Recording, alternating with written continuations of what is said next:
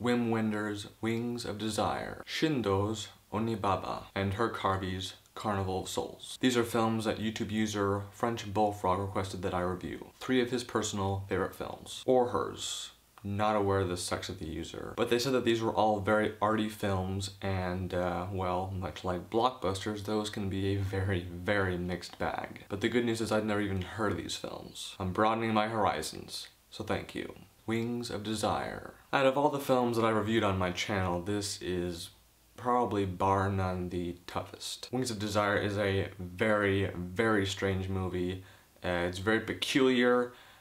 It's very arty, yes, and as it turns out it has a sequel called Far Away So Close. I'm not all that anxious to see it, but I will watch it someday. I found Wings of Desire to be, as a whole, a very difficult yet occasionally enjoyable experience. There's a lot thrown at you when you watch the film for the first time, so I very much doubt that anyone has ever, you know, gotten it all through one view. It's the kind of film that I can imagine would be shown in directing classes and or film history and theory classes. A film that I could pretty easily call pretentious BS because not a ton happens in the film and most of the story is told through voiceover dialogue. But I'm not going to call it that because it's not. On an objective level, the film is good. But personally, I thought it was just okay. My biggest complaint with the film is the pacing. It drags for pretty much the entire 2-hour runtime. And I'm curious to know why these angels are dressed the way that they are, considering how they don't feel the temperature inside or out and how only kids can see them. Because when this guy quits being an angel, his armor falls off and we see that happen. It falls on his head, boom, and he's got blood and then he tastes that and that's weird. But he's been wearing a coat for the entire time. Maybe they wanted to feel like everyone else, despite the obvious. And that's cool.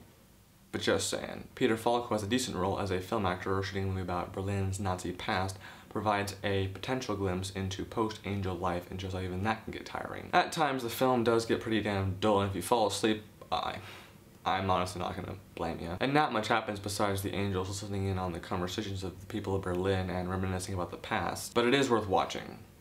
Especially if you're a film major. I don't have that much of a desire to see it again anytime soon, but as I mentioned earlier, I will watch the sequel. So I give Wings of Desire 2.5 out of 5 stars. Thanks for watching.